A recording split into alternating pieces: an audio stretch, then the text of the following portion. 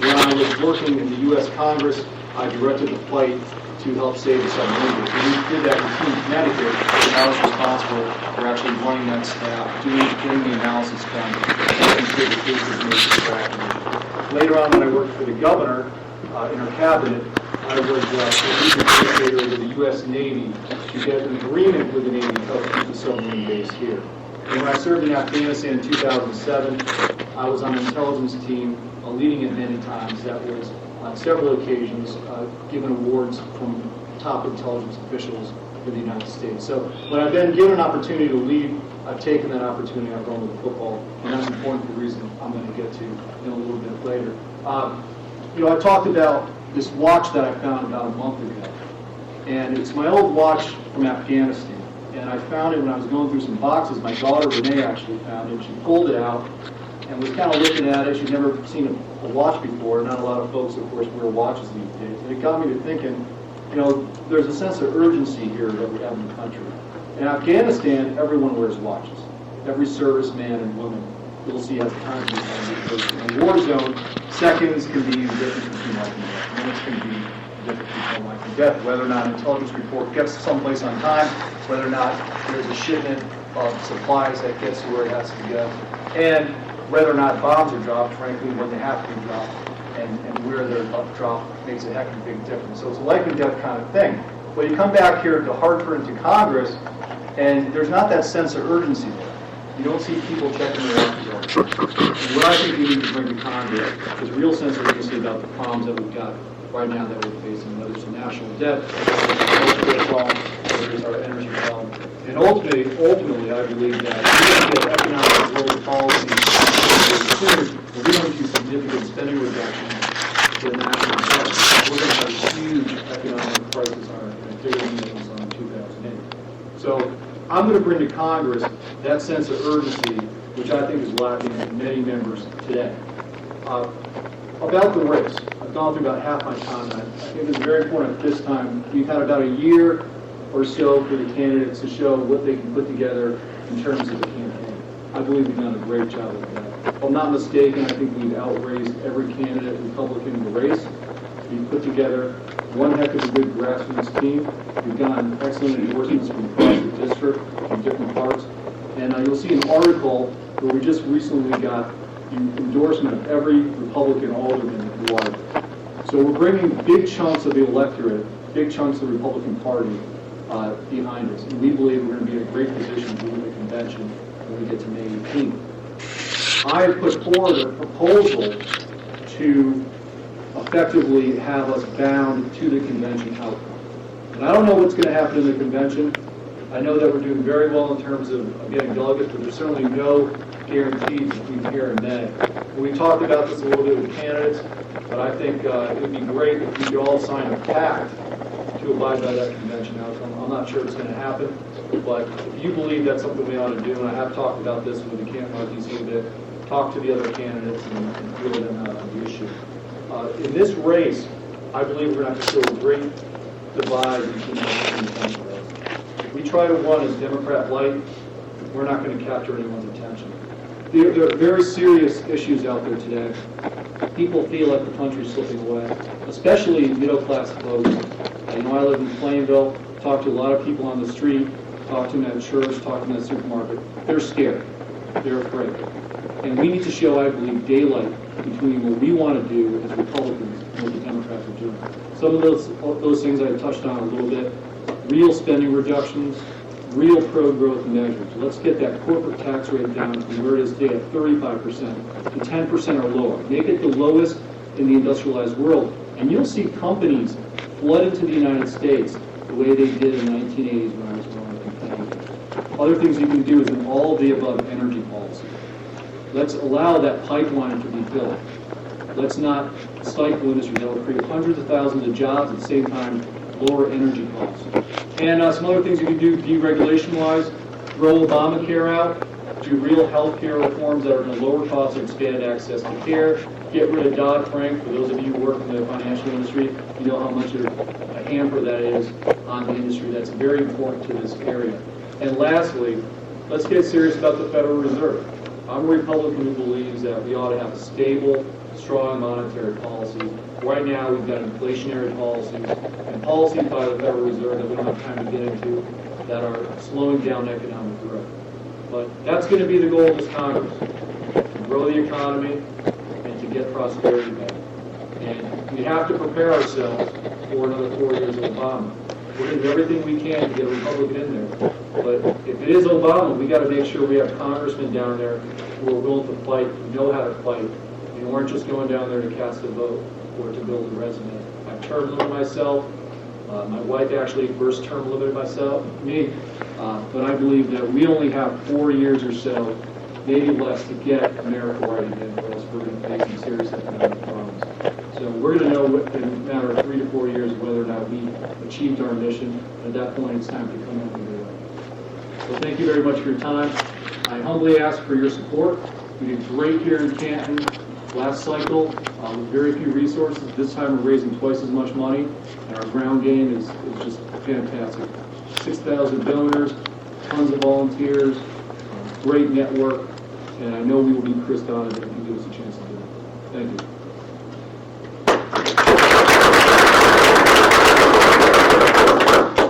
Any questions? What are your term limits for yourself? I've said 10 years. But you know what? I believe we're gonna have that figured out before the 10-year period. We're gonna know whether or not we succeeded. And when we succeed, it's time to come home. And if we fail, we're gonna know that it's time to give someone else another chance. But the crisis in America is right now. I'm running now because this is when the fight is. And I believe we're going to know in 4 to 6 years whether or not we were successful in getting that. I should have noticed this earlier and identified Rich for everybody's benefit and welcomed him to our meeting also. Rich is our State Central representative, and he lives just over the hill. Just over the Canton. I feel like I'm part of Canton. So welcome. We'll take the tax down. Well, you did a few times, actually. You can't have those back.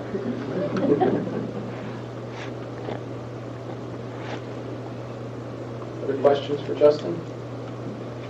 Farmington Valley is very important. We'll be here a lot. You got to win it in order to win the 5th district. We've seen that time and time again, so I expect to see a lot of this. Thank you. Thank you.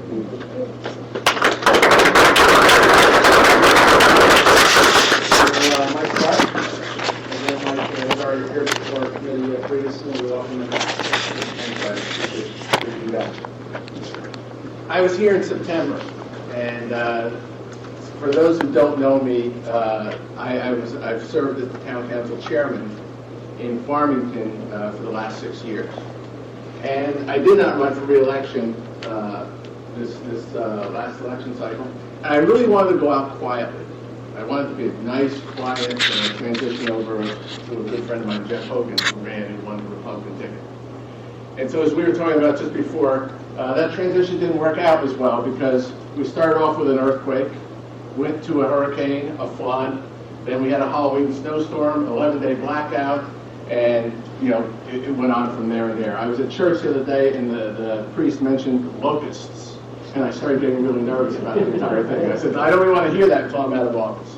So about 10 days ago, Jeff Hogan, my counterpart, was finally sworn in. And so now I was promoted, as I say, to private citizen. And it'll open up some opportunities for me to focus considerably more on my campaign for the 5th district. So as far as my background, again, I'll give a thumbnail sketch. As I said, a 3-term town council chairman, which is in essence the mayor of Farmington. And I'll talk a little bit more about my Farmington experience at the end. As far as professionally, for the last 7 years, I've worked at United Technologies Corporation, which is the largest corporate employer in the state of Connecticut. And I'm in charge of their compliance program. And I've traveled everywhere in the world. I've been on every continent with the exception of Antarctica in the world. And in that, you see some of the challenges that we're facing. You see where all our jobs are. And right now, the jobs are in China, and they're getting ready to transition over to India and then to Indonesia. And we absolutely have to make some tremendous decisions about just how we're going to handle our economy and our debt. Prior to my 7-year tenure with UTC, I spent 22 years as an FBI agent. I was very proud to serve my country. I've talked a little bit about you take an oath of office to protect and serve the Constitution as a law enforcement officer. And there's no expiration date on that. You know, you've taken that oath, and I still maintain that oath. And it's one of the reasons I want to run for this office, because I love this country, and I want to serve this country. And I think this country is approaching a crisis. When you, very soon, I believe next week, the President is going to give his State of the Union address. And some of the things you're not going to hear. America, when I started this race, I had a line that said, I have 14.2 trillion reasons to run. Well, as we all know now, it's 15 trillion, and soon it's going to be 16 trillion. So you're not going to hear that from Washington. You're not going to hear that 4 out of every $10 spent by this country is borrowed money. You're not going to hear that we've had over 8% unemployment for the last 35 months. And for much of that time, we've had not over 90%. And you go into some of the cities like New Britain and Danbury and Waterbury, and it's double digit.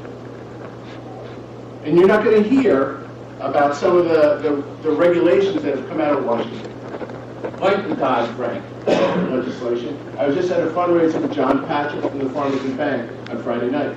And he mentioned it costs $1 million. Dodd-Frank cost that bank $1 million to put compliance programs in, and they didn't take a single penny of bailout money. Didn't need any help from Washington. The only help they got from Washington was $1 million bill.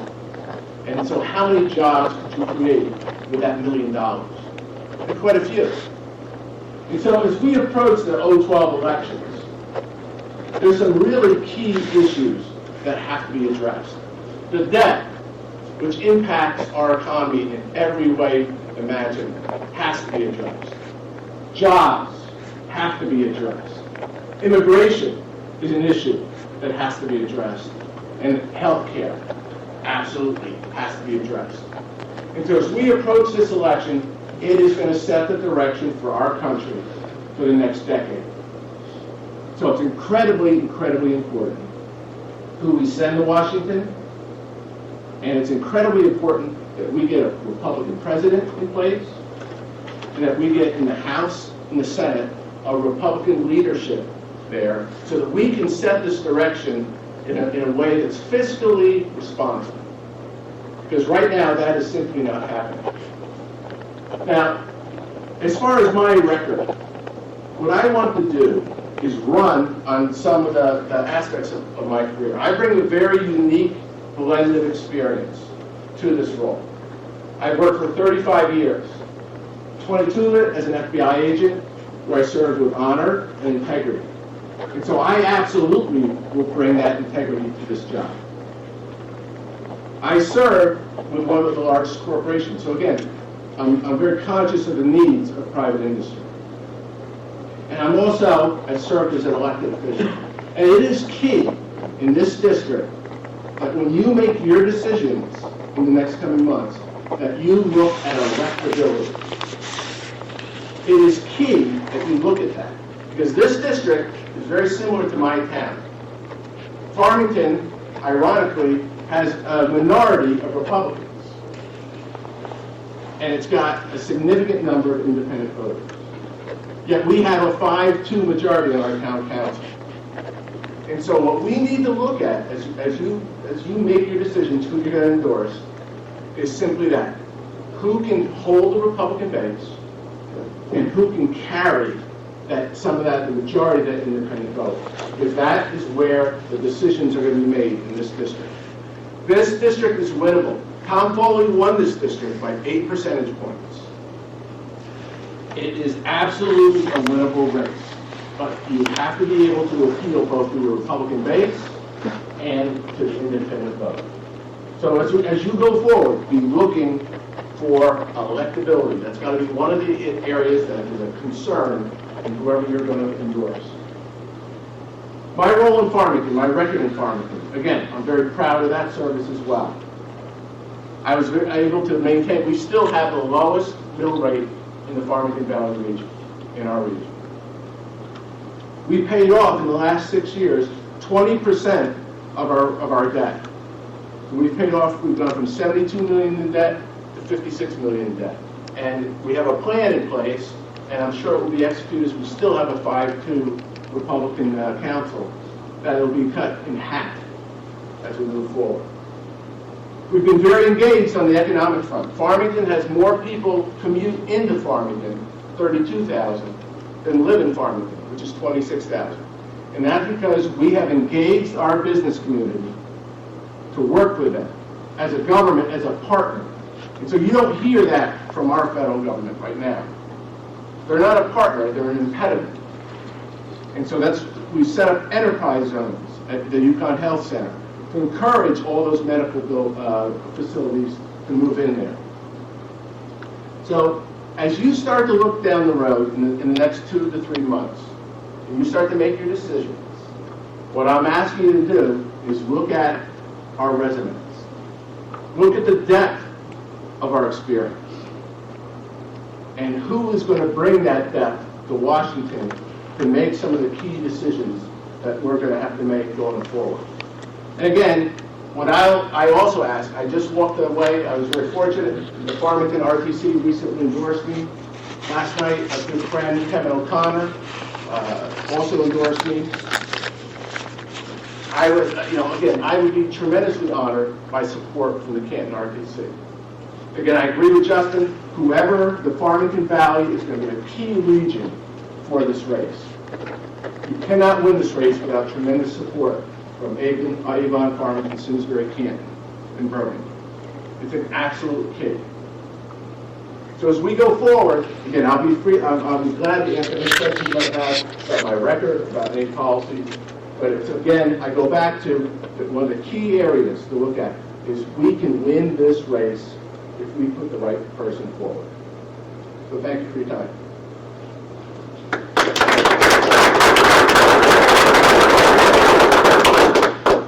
Same thing, any questions, feel free. Yes, sir. What's your sense of the Jackson Lab? Jackson Lab, yeah. What'd you take on that? I should turn that one over to Kevin a little bit more.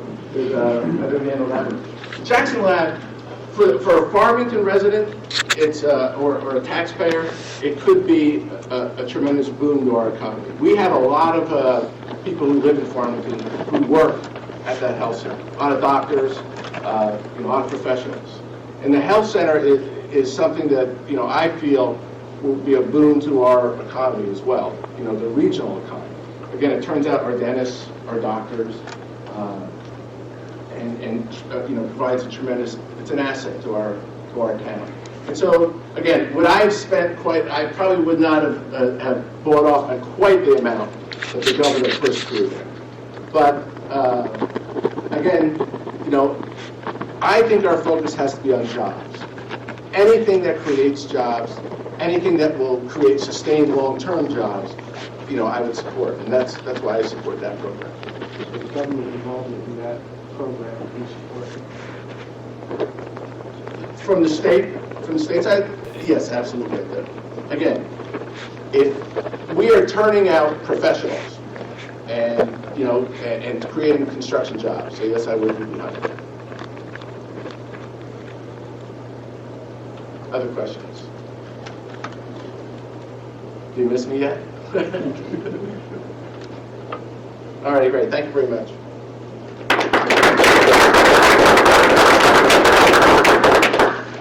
Okay, and I know that Lisa Wilson-Foley had a prior engagement this evening and regretted that she could not attend, but we do have representatives here. Thank you very much for having all the candidates here tonight. Appreciate the Chairman Brian having us all here. As we know, the Farmington Valley will be a very important part of this race, so it's important that you guys have the opportunity to hear from all the candidates and see what our campaigns have been up to. I'm not running for anything, so I'm not a candidate myself, so I will be very brief. I promise I'll keep it well within that 10 minutes. As the Chairman said, Lisa had another speaking engagement tonight, so she wasn't able to be here. I know most of you have heard from her before, and she'll, I promise, spend more time in Canton as the campaign unfolds. But For those of you that don't know me, my name's Chris Cyrek. I'm Lisa Wilson-Foley's campaign manager. I just want to give you a quick update on kind of where the campaign is and a couple reasons why I think Lisa is the best nominee for our party, both against the Democrats in the election. The campaign's going very well. Lisa announced her run for Congress in April and been taking our message to the rank and file Republican town committees, such as yourself, and also to voters in the district. And the response has been very positive. We've unleashed a number of endorsements of state representatives, town committees, town committee chairs, first selectmen, Board of Education, etc. And our support continues to grow. Last week we just picked up the endorsements for 2 state reps in Waterbury, both well-respected leaders in their community, and we look forward to campaigning with them in Waterbury, which will be a very important city in the election. As far as money is concerned, as the last filing deadline, we had twice the amount of cash on hand as our opponents, any of our Republican opponents. As we know from last time in this district, money is not the only thing that wins elections, but it is important to have a significant war chest to go up against Democrats, because they do know how to raise the money, and they will put the boots on the ground. So we need to have the resources to get your message out, and we feel very confident we'll be able to do that. As far as Lisa versus the rest of the field, obviously we've had a number of big candidates in this race. We've had the pleasure to hear from some of them tonight, but we do have to pick a nominee at some point for the party, whether it be at the May convention or in the primary in August. And I do think Lisa's the best candidate to represent the Republican Party, and I'll give you a few reasons why. First, obviously, one of the most important things in a campaign is you got to be on the right side of the issues, and you got to understand the issues, and you have to be able to communicate those issues to the voters. I think there's 3 major problems that we have in this country. First being that we have a jobs crisis. I think Lisa is the jobs candidate. She's someone who's opened her first business when she was 29 years old and has been creating jobs in this district and in this state for over 20 years. And I think that's something that she brings to the table that not all the other candidates do. Second, I think we have a real healthcare crisis in this country. It's going to make up over 25% of our GDP. And we need a candidate who can articulate the healthcare industry. Lisa's business has been in healthcare. She's a licensed physical therapist. She has a doctorate in healthcare. She's going for a doctorate in healthcare. And it's important to communicate to the voters the dangers of Obamacare and why we need to work to repeal that legislation. It's too cost-effective, or not cost-effective, to raise taxes. And we need a candidate who can communicate that to the voters. Third and final, we have a major spending crisis in this country. With our deficit at $15 trillion and growing, we need to be able to rein in our spending, cut the congressional credit cards, and get the government to stop spending our money and get that debt, take care of the debt. It's a huge problem with our economy, and we need people to understand it. Where Lisa comes from in the private sector, you can't not balance a budget and run a business. If you're on the government side of things, you just say, oh, it's time to raise the debt ceiling. When you come from the private sector and you can't balance your budget, it's time to close your doors. So we need a candidate that really understands that, and I think Lisa understands it better than anybody else in the race. Secondly, why Lisa's the strongest candidate in this race is because, again, you need the resources to get your message out to the voters. We saw last time in this district, Sam Calabria was a great candidate. I think he brought a lot to the table, but after the primary was over, he didn't have a lot of money to run against Chris Murphy, and Chris Murphy upset him and ultimately won a district that should be very winnable for Republicans. So Lisa has committed her own resources to the race, and she's raising money, and I think that, I can honestly tell you all that Lisa will have the resources to compete with whatever the Democrats will throw at us. Our likely nominee is going to be Chris Donovan. He'll raise the money, the boots on the ground, and the Democrats aren't going to want to give up the seat, both locally and at the national level. They're going to play here. They want to keep this district in Democratic hands. We can't let that happen. If we let Chris Donovan go to Congress, we can be there for a very long time. This is almost a once-in-a-lifetime opportunity to take back this district and have them again for other people. Finally, we need to elect somebody that cares about this district, not some career politician who just wants to go to Washington to make a name for themselves. We've done that in the past, and obviously, we see a politician down in Washington right now, Chris Murphy, that doesn't have a pulse in his district, that doesn't care about the He just wants to move up the ladder. Lisa cares about this district. Lisa has invested in this district. She was here for almost 5 decades. Her and her family of companies employ almost 1,500 people in this district. She cares about it. She's not interested in the trappings of power in Washington and the special interests. You all here are Lisa's special interests, and if you give her the chance to go to Congress, she'll fight for you every day. She'll turn on herself, and she'll come back here and live life as a normal citizen. So, again, Lisa will be back here. We'll certainly promise you that.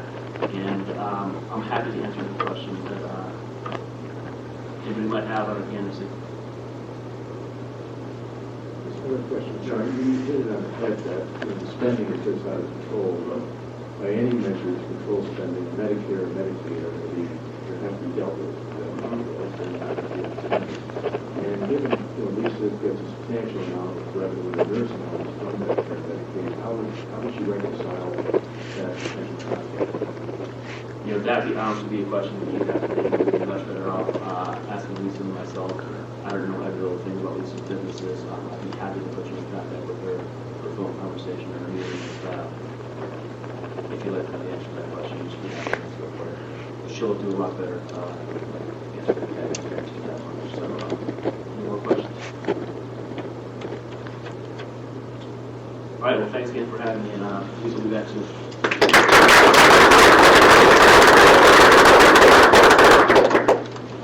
We intentionally kept the remarks somewhat limited because what we wanted to do was provide candidates and their staffs. And we do have some town committee members who will come out and endorse the candidates as well. So at this point in time, what we'd really like to do is adjourn the formal part of the meeting and invite everybody to stay around and talk to smaller groups of questions. We do have some snacks and refreshments in the back. So please make yourself comfortable and we have the room until at least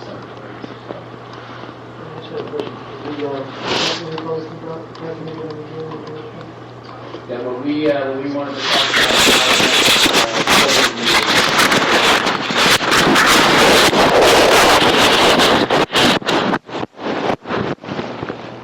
this Tuesday after the President's Day. February 21st. Is it 21st? So our next meeting on the 21st, we would discuss at that meeting if we're ready to make an endorsement and have a discussion. Basically, you see, there's quite a few town committees coming out now, and we're starting to endorse candidates. We wanted to have this last opportunity to candidates over their staff and see if the information come out and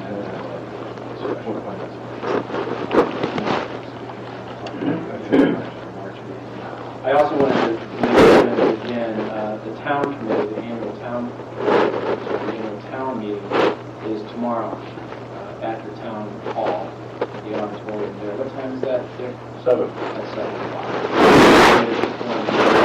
We're talking about their latest updates and their initiatives.